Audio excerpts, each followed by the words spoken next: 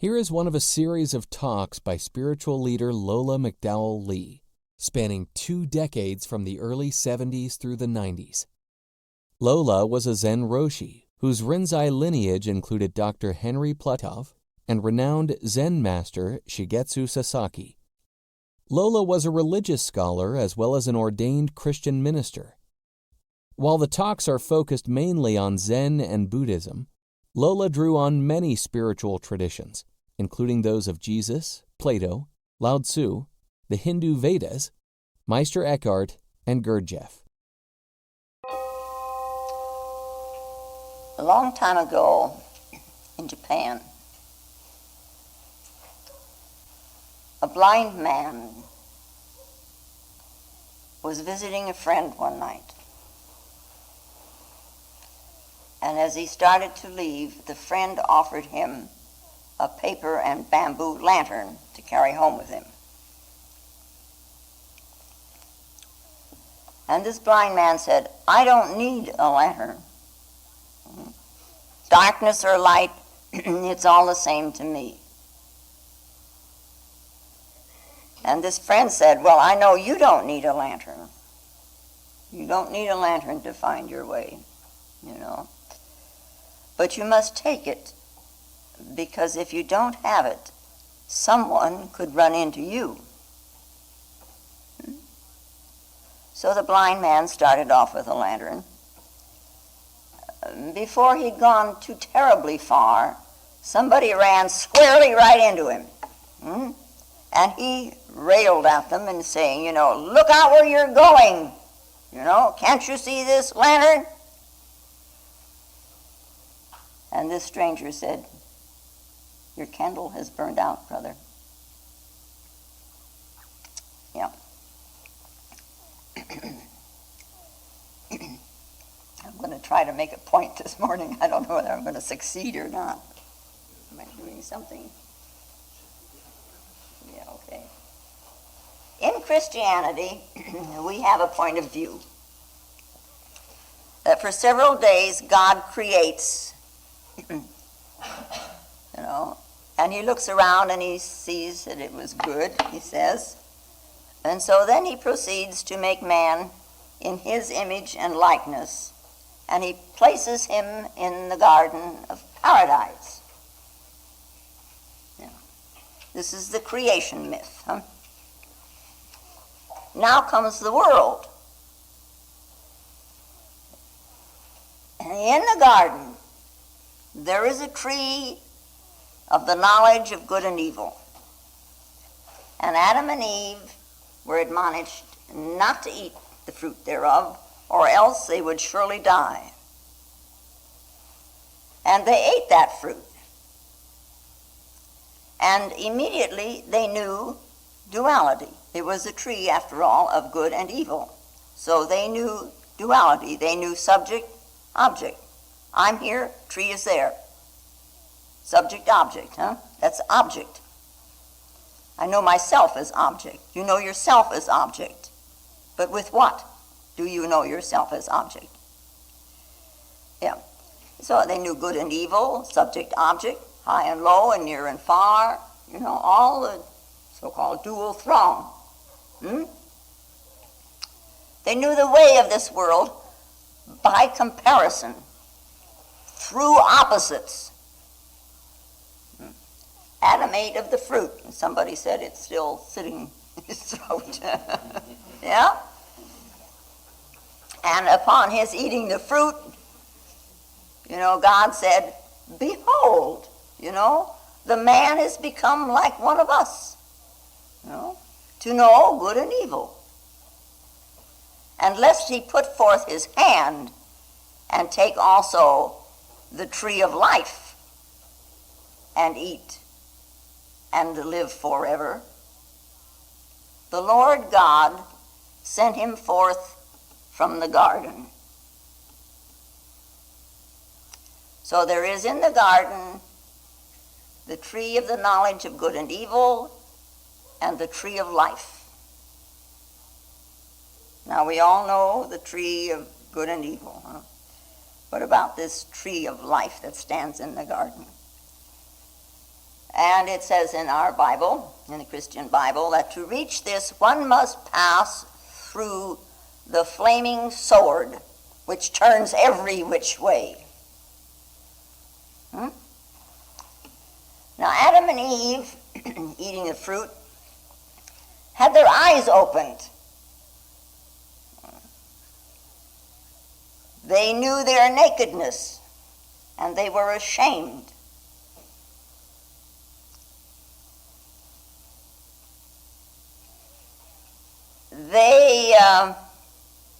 We would say they were ignorant. They had no schooling, no anything. Here they stand there, ashamed and ignorant.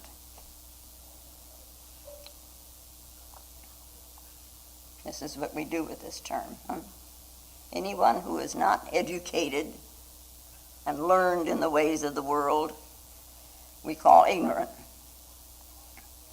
Now, in the Orient, there is another point of view.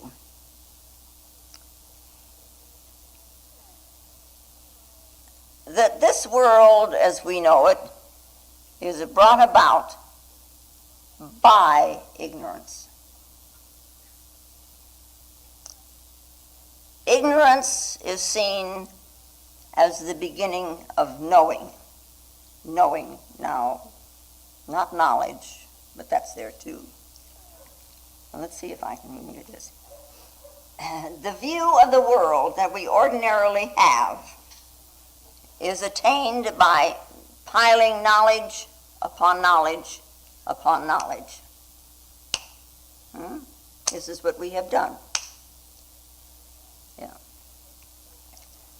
But the truth of this world, the very truth of it, is not so attained. You can't pile knowledge upon knowledge upon knowledge and have the truth, because you're still in a state of duality. This is knowledge. Now, in these Oriental religions, we find Zen. And Zen is described sometimes as a doctrine of negation. See? It's a not this, and a not this, and a not this, and a not this. You know, it comes out of India, and India has its neti, not this. And some people think of this Zen doctrine as nihilistic, which it is not. It's not a correct viewpoint. What Zen aims at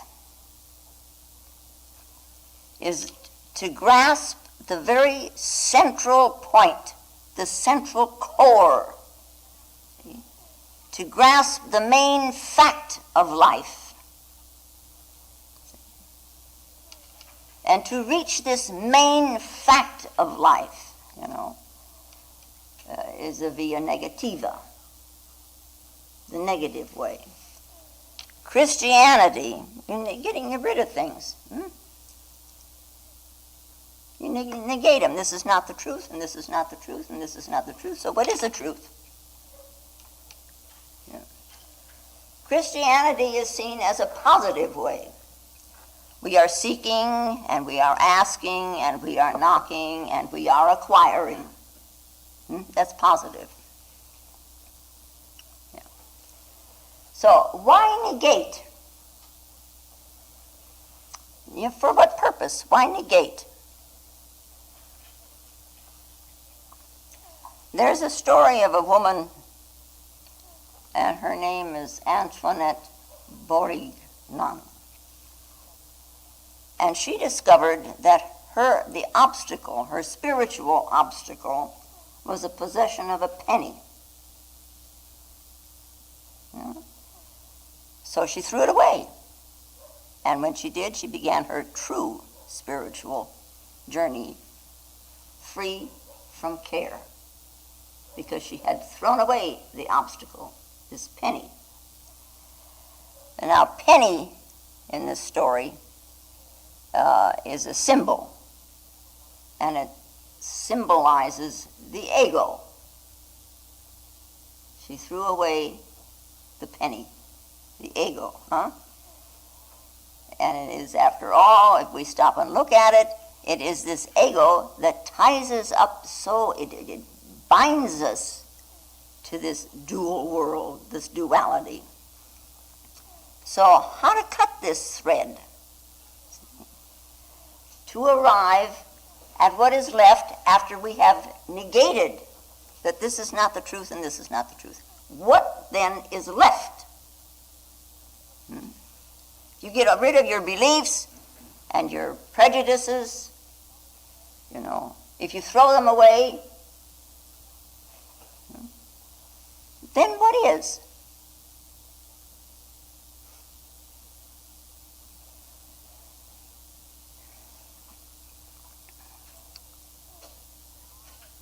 We are very accustomed to this acquiring. We want to know something, we look it up in a book, and now we have acquired this information. We acquire. So when we come out here and begin to sit for meditation, it may be quite a while that we're sitting, and we're still sitting there trying to get. We're going to get something.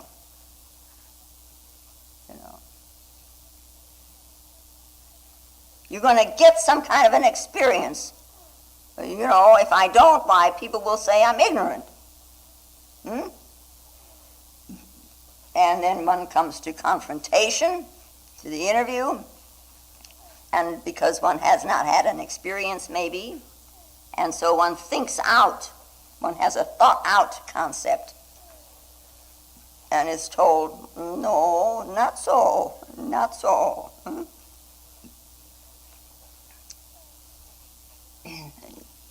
Never mind the thought-out answer.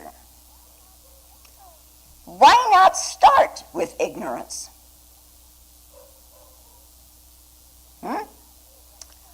Why not go back to the state of Adam and Eve in the Garden of Paradise before they ate the apple? Well, it might be that this is a stubborn, egotistical, let us call it a brash student that is there for interview and insists on his own point of view. This is not a concept, not realizing the mental, And in his insisting on his point of view, and the teacher listens and listens and listens and listens, knowing that the student is going nowhere except round and round and round in his head. That there really isn't any truth in the thing. Till finally, he either gets hit with a stick or he gets slapped in the face. Now, Obaku, who was Rinzai's teacher, was one day, and they have the little shrines around, and he was one day paying reverence to the Buddha in this shrine, in this little sanctuary. And a pupil of his approached him. He saw what he was doing and says, but Zen says not to seek through the Buddha, nor through the Dharma, nor through the Sangha. See, why do you bow to the Buddha, he asked this teacher, as if you're wishing to get something by this pious act? And Obaku looked at him and he says, I don't seek it through the Buddha, through the Dharma, and through the Sangha. I just do an act of piety. He's not expecting something in return. He just, out of the reverence in his own heart, there's something comes about that you do. And this disciple, he grunted back at him, well, what's the use of looking so sanctimonious? And the teacher slapped him in the face. And this little student said to him, "How rude you are." You know? And to which this teacher simply said, "I have not got the time to consider, for your sake, what rudeness or politeness means." And he gave him another slap. Strange procedure. But to see what Obako is trying to communicate, you know, what he's trying to tell this little disciple who does not have much understanding. If you think that the slap is just exasperation on the part of the teacher, you know, either to shut up the student or to get himself out of the situation because he hasn't got an answer, or to prove his own way of thinking, that's an incorrect point of view. What is a slap in the face? Comes a slap in the face, and also comes a question immediately with it. What is this? What is this? Now, if one has had an experience of seeing directly into one's own nature, if one has had a direct glimpse of reality, then you can readily see what a slap is. It is not an act of negation. It is not rude. It is not an act of affirmation, politeness, no way. It's just Zen. What it is, it's just a plain fact of life. It is a direct experience. It is an experience fact, not a mental fact. It is an experience fact. That's Zen. In that instant, in that shock, in that instant, one can see directly, because the shock stops everything so that you can see. And so there is this old saying in Zen, you know, Zen must be seized with bare hands, with no gloves on. You understand that, huh?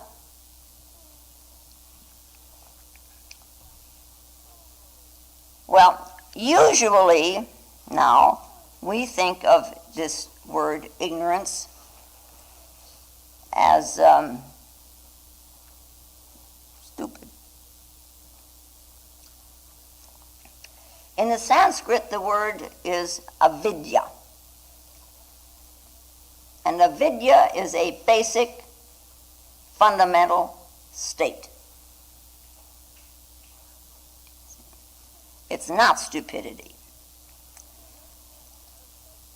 Nature in her process is ignorant, but not stupid, highly intelligent. After all, there you sit. You didn't create yourself. You're part of nature. Sometimes ignorance, this avidya, is represented, they portray it as a blind woman. It's the mother, the blind woman, feeling her way with a stick. On account of this blindness, we human beings, we blunder our way through life. We grope our way through life, don't we? Yeah? And we build these illusory pictures about ourselves, about the world, and we direct our will to these pictures that we have created. And it is now because of the direction of the will, and because of our desires, and because of our imagination, we create a character.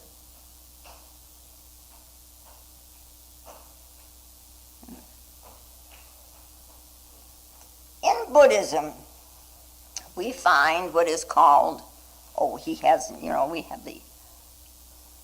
the fourfold truths, the eightfold path, and the 12-fold chain of dependent origination. And it begins with avidya. The whole chain begins with ignorance, this blind woman. Avidya. Then out of this, the next link in the chain is the potter, which we call samskara.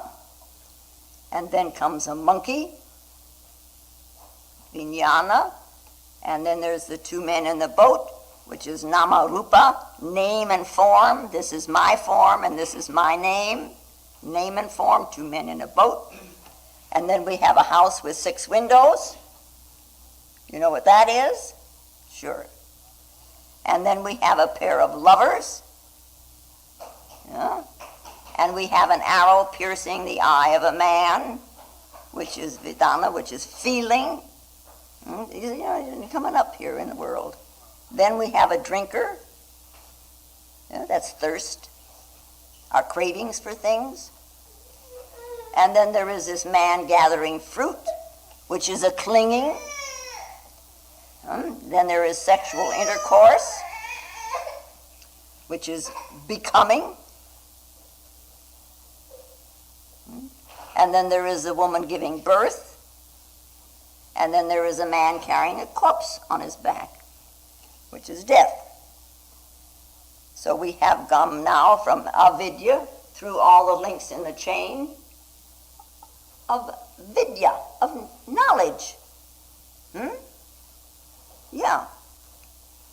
Vidya, the term vidya, represents knowledge.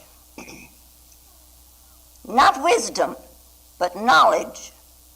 Wisdom is something else again. In order to find the wisdom, knowledge we have through this chain. But in order to find wisdom, we have got to go back to this blind woman. Ignorance. So, and this then, of course, is the negation. In order to find the wisdom, you set aside for the time being, however long that may be, 5 minutes or 2 minutes or half an hour, you set aside this vidya to find avidya, meaning a negation. Now, Hakuin, who was the founder of modern Japanese Zen, there's a story told about him. When he was a young monk yet, he was very eager and very enthusiastic. And one day he had an interview with his teacher, Shoju. And Hakuin hadn't been in Zen too terribly long. And in his eagerness, why he tried to swallow everything he could. And so he thought he fully comprehended Zen. And he was very proud of his attainment. And so this interview now that he had with Shoju was by him, Hakuin, intended to be a demonstration of his very high understanding. So Shoju asked him how much he knew of Zen. And Hakuin answered, just very disgustingly, if there is anything I can lay my hand on, I will get it all out of me. And when he says this, he acts as if he's going to vomit. You see, he's gotten rid of everything. He's gotten rid of everything. And upon this, Shoju took a hold of his nose, and he says, what is this? Have I, after all, not touched it? No. Touched what? Touched what?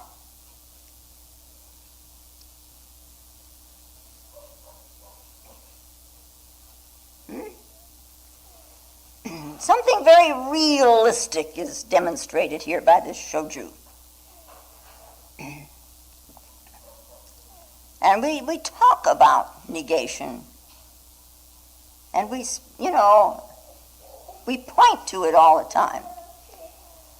But this particular way of seeking, which was also Socrates' way, does not leave the mind blank. No.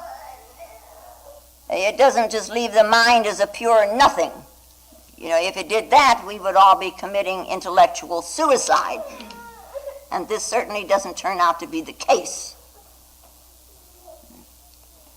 Everything has its appropriate place, as it were.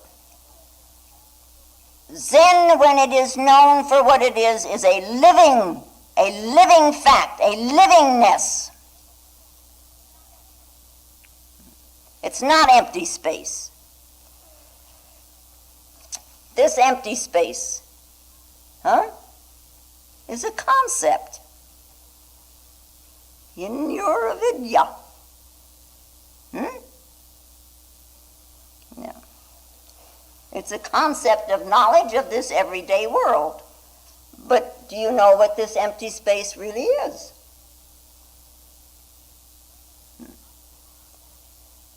To come into contact with living facts of every phase of life, the livingness of life. That's the aim of the discipline. You're in contact with yourself, not your thoughts, with yourself. In the great Isha Upanishad, which I love dearly, we find, into a blind darkness they enter, who follow after the ignorance. They, as if into a greater darkness, who devote themselves to the knowledge alone. Other, verily, it is said, is that which comes by the knowledge, other that which comes by the ignorance. And this is the lower that we have received from the wise, who revealed that to our understanding. He who knows that as both in one, the knowledge and the ignorance, by the ignorance crosses beyond death, and by the knowledge enjoys immortality.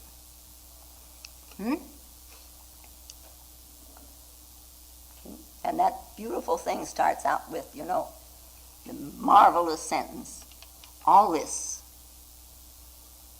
is for the habitation by the Lord. Yeah. See? Knowledge has one result, ignorance has another result. Know them both.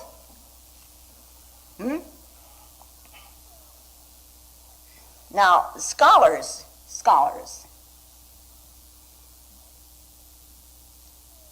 everywhere are engrossed in studies of their religions. We find it so in Buddhism. We find it so in Christianity, Mohammedanism, Jainism. There are scholars and they study.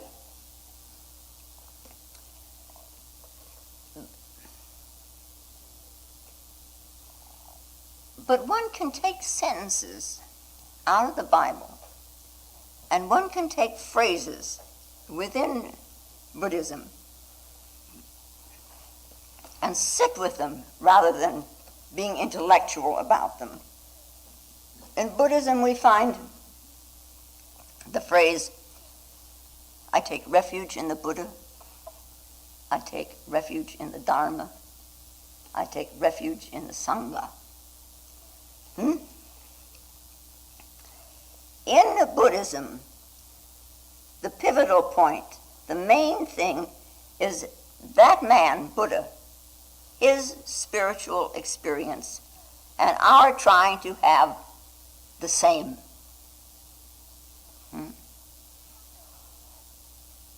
What was it? Instead of reading and reading and reading, instead ask yourself, what was it? What could it have been that presented itself to this man's consciousness?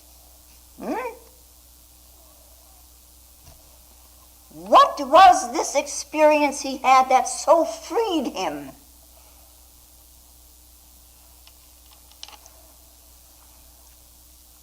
Well, he wasn't reading any books for sure, you know. So it is evident that his intellectual activity was not the cause of his enlightenment. No, he'd been sitting for 6 years under a tree. That's not intellectual pursuit. No. Although he had a great intellect, after all, he had been tutored to be a king. Yeah. What happened to him?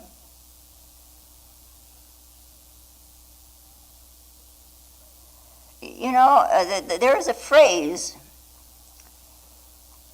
that we come across often, not to be grasped by logic. Intellectual solutions are fine. They have their place. They can be very satisfying.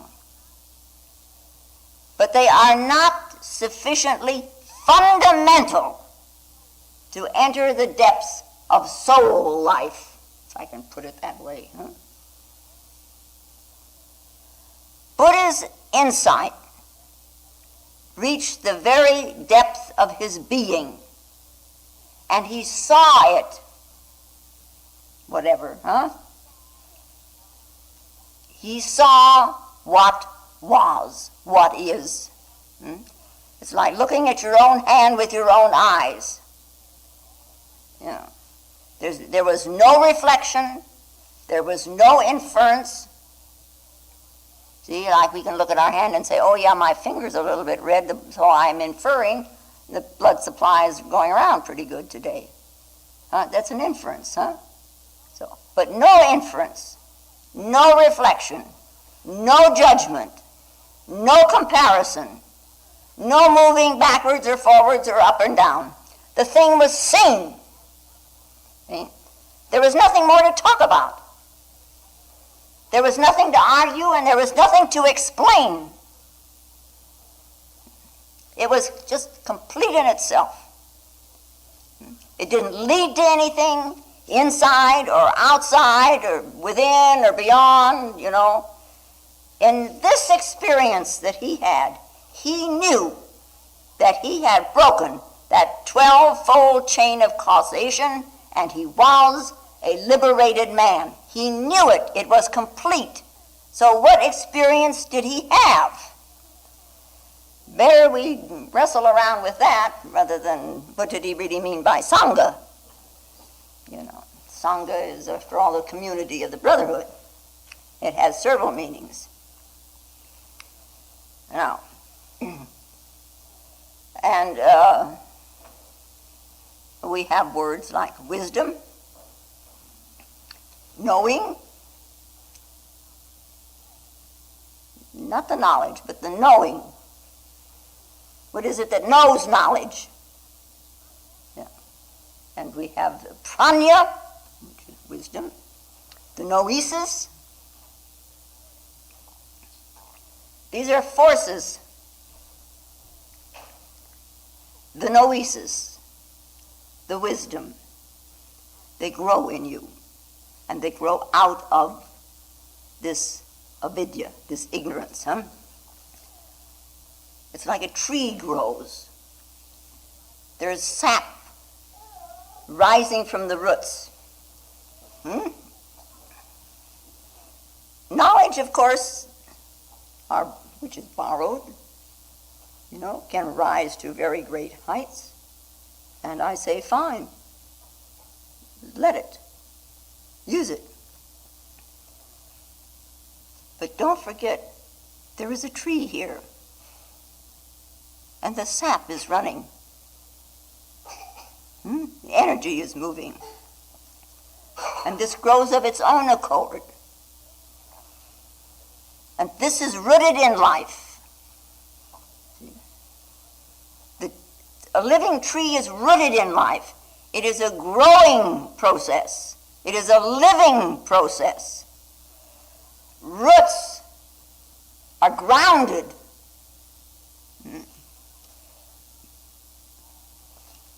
What happens to all that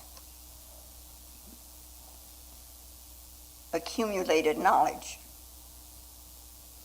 What happens to all the facts that you gather when you're not there to perpetuate it? Where are its roots? If you want to find the tree of life, and I assume that you do, you must find your fundamental living roots. Even though the roots are ignorant.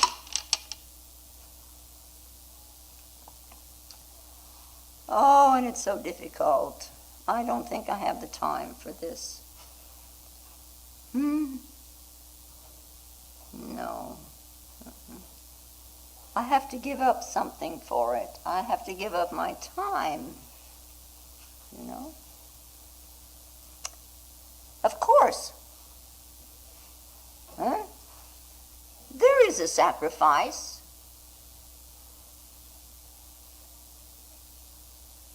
You're not wanting to give up the time. Is it covering fear, trepidation? I mean, you're going to move into an uncharted, unknown area of yourself. You're going to move without a map. You're going to move without a guide. You're going to sit there and, oh man, anything can happen, But move into an unknown, we do anyway, every day, every minute. Right now, your mind is moving into an unknown.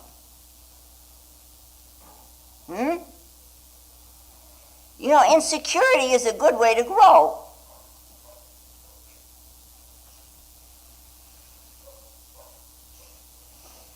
But to set aside what I know, that's risky business, isn't it? Yeah.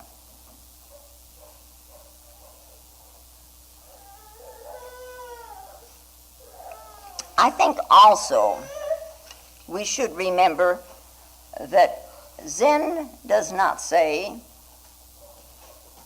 that the Bible is wrong, that the Vedas are wrong, that the Upanishads are wrong, that the Quran is wrong. It simply points to a fact that knowing yourself, to see yourself directly, has nothing to do with right or wrong.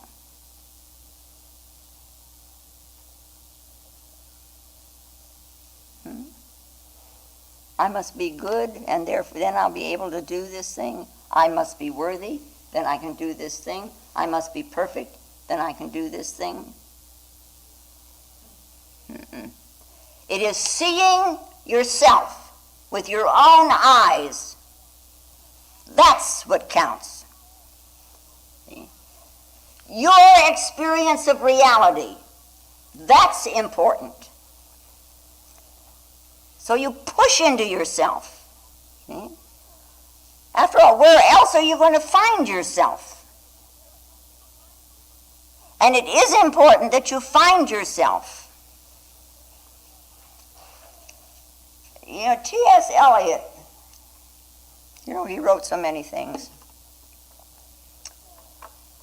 But those, well, anyway, I'm going to read this little squip. And he says, we are the hollow men. We are the stuffed men, leaning together, headpiece filled with straw. Alas, our dried voices, when we whisper together, are quiet and meaningless as wind in dry grass or rats' feet over broken glass in our dry cellar.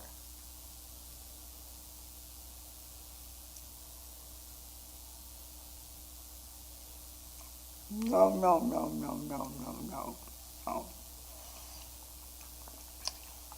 Now, we, in our Western world,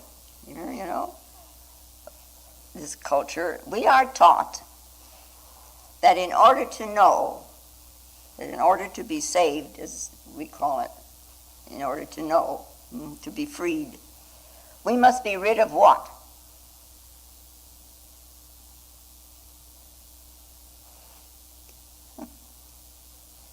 Well, most of you were all good Christians once upon a time. What were you taught? You had to be rid of something. What do you have to be rid of? All that long ago? Come on, Donnie, you took a good Bible course.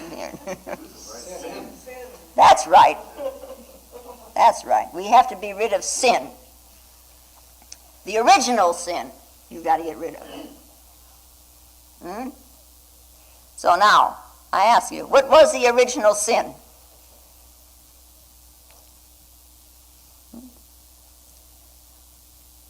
That's right, eating the fruit of the tree of knowledge of good and evil. That's the original sin. What then is virtue?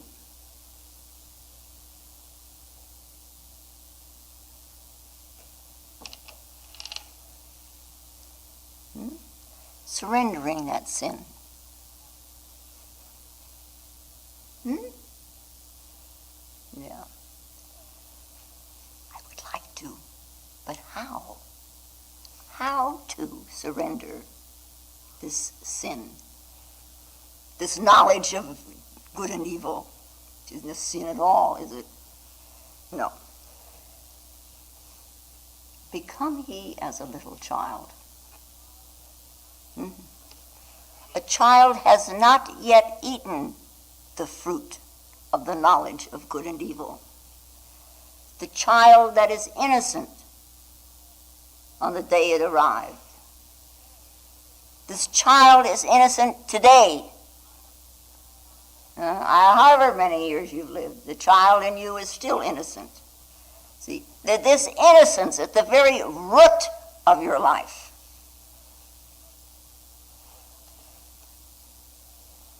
It's not Christmas, but I'm going to tell you a Christmas story. Yeah? It's the story of the three kings. Yeah? It's rather apt. Yeah. There were three wise men, and they were very old men. Kings. See? And a star is guiding them. And they reach the stable or the cave, the manger, and the star stops there. See? When you reach home, everything stops. There's nowhere else to go, is there? You're home. The star stopped. Now, in these three kings, they find this baby, innocent babe, lying there in the manger. And these three kings had brought with them, and they now offer these gifts to this innocence. Gold, incense, and myrrh. They give to this baby. They're symbolic gifts, Gold, after all, is for kings. Incense is for priests. And myrrh is what they embalmed people with in Egypt while they waited for the resurrection. So these three things are symbolized here. The king, the priest, and the resurrection. And then these three kings leave. They're never heard of again. Who are they? Who are they? They're still alive, I'll tell you that. Yeah? To me, it's such an interesting story. Yeah? You should plumb the depths of yourself, of your own soul. See? So you can meet them. They're still around. Yeah. Anyway, long time ago in Japan, a blind man was visiting. We're back to this now. A blind man was visiting a friend one night, and he was offered this paper and bamboo lantern to carry home with him. Oh, I don't need a lantern. Darkness and light, it's all the same to me. Yeah. Well, I know you don't need a lantern to find your way, the friend replies, but you must take it, because if you don't, someone may run into you. Yeah. And the blind man started off with the lantern, and before he walked very far, someone had squarely run into him, and he says to him, "Look out where you're going. Can't you see the lantern?" "Your candle has burnt out," replied the stranger.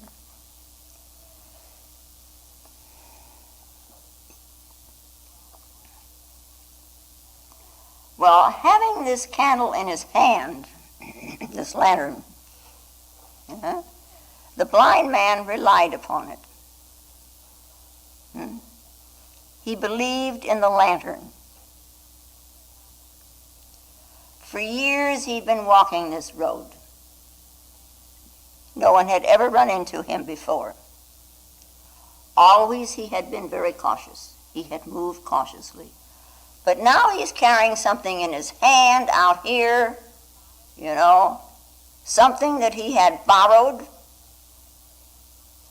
And because of this lantern, he thought he could come to no harm. Huh? Yeah. If one does not have this knowledge, if one is ignorant, one moves cautiously. One walks with alertness. One walks with awareness.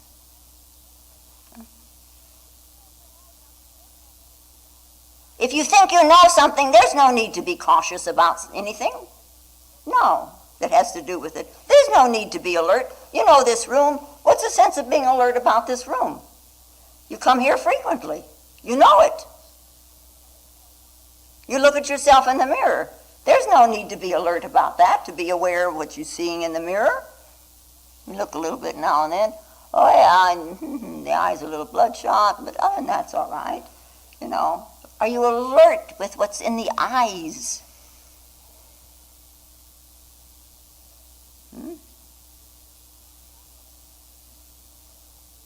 But you know your face. You see it every day. You don't need to be alert about it.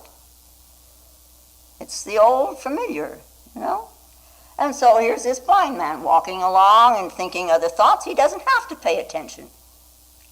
You're right, huh? There's no need to think about the road. He's got a lantern. No need to think about other people. They can see the lantern. He believed in it.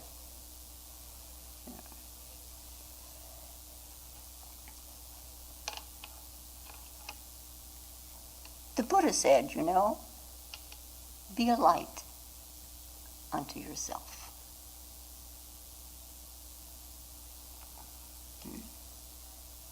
And Jesus said, ye are the light of the world. Let your light so shine that men may see your good works and glorify the Father. Be a light unto yourself. Not a mental light, a real light.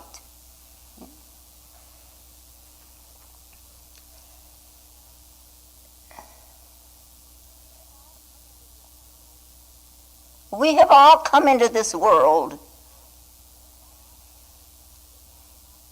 with a light. Ye are the light of the world. Ye are the salt of the earth.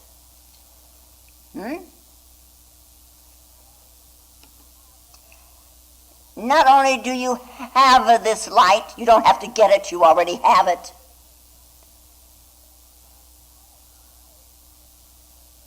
But you have an eye with which to see this light. It's not this physical eye, of course. But there is what is called an eye. Sometimes it's called a Buddha eye. Sometimes it's called a single eye. But there is an eye with which you can perceive this light. And if thine eye be single, thine whole house shall be filled with light. And as Meister Eckhart put it so nicely, there is an eye with which you see God, and it is the same eye with which God sees you.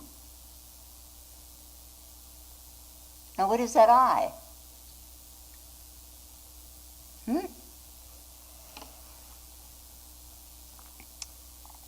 Well, if you think you got another eye in there that looks like this eye,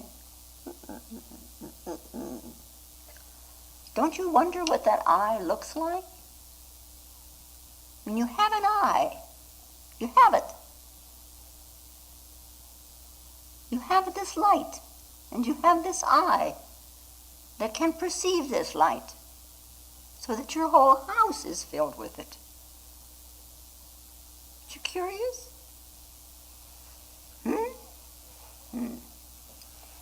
You know, physical eyes, we can transfer them, we can transplant them. You can leave your eyes to somebody and they will have the benefit of it. But not this inner eye. No. Experiences, let us say, of the spirit are not transferable, are not transplantable. You can't, upon my death, cut me open and take out and say, well, now this experience you can have, and this experience you can have, and you know, give it all around. Not going to be done. Experience for yourself is the only experience there is. It's got a real experience, So there is this return to ignorance. You know, sometimes it's good for us to say, I don't know. Ignorance is supposed to be, I don't know, you know. It's good for us to say, I don't know.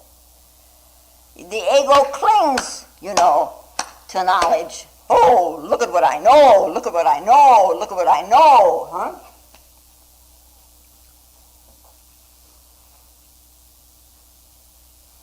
Knowledge is food for the ego. You know, we have mental food, we have emotional food, we have food for the spirit, and there's food for the ego.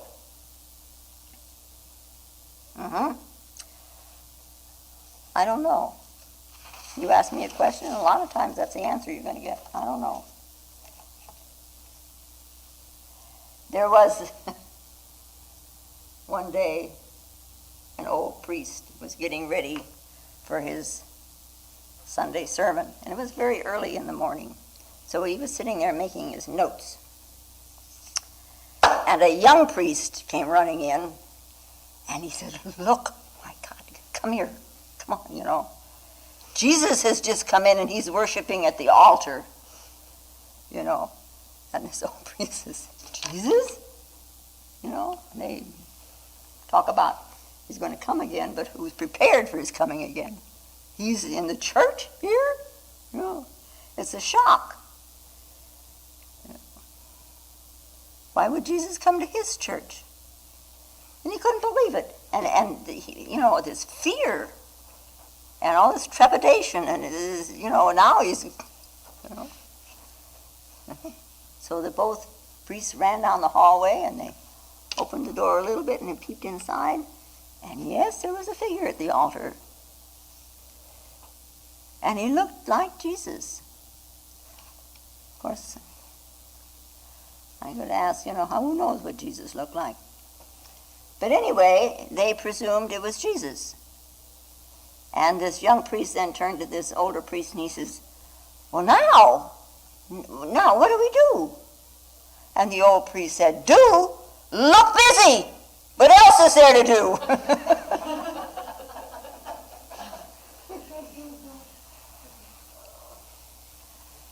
You know, it would have been really nice if he just said, I don't know. I don't know. Zen says, don't waste your life. Don't waste your life. Go beyond this name and form. Go beyond your identities. You know, society has given you certain identities. There are certain identities you have accepted from society and the others you don't like. See, you have acquired, you know. Now be your own light. Yeah. Be your own light.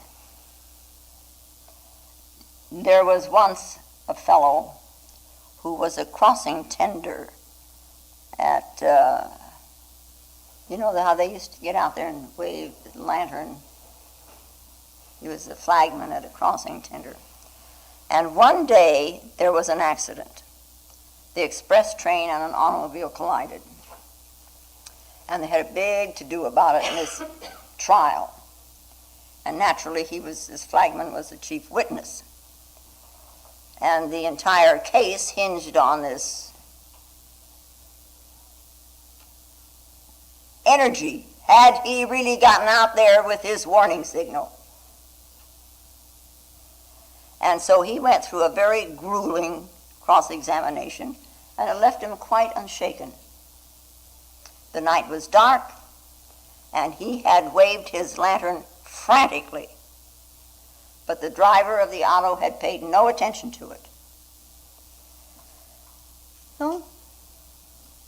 And later on, the division superintendent called him in, and he complimented him on the steadfastness with which he had stuck to his story and how he'd gotten through all this grueling cross-examination. And he said to him, you did wonderfully. I was afraid that you were going to waver in your testimony. And this crossing tender said, no, sir. But I was afraid every minute that the lawyer was going to ask me if the lantern was lit.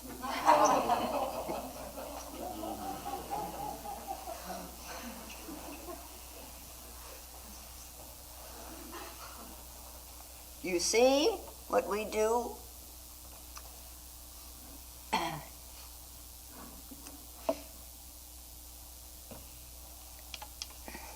That's not a very nice story in one way. But we do follow other people's lanterns. And how do you know if they are even lit?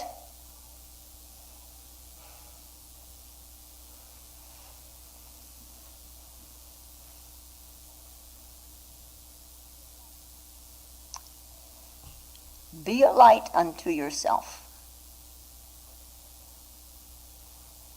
Don't you think it's time? Be a light unto yourself.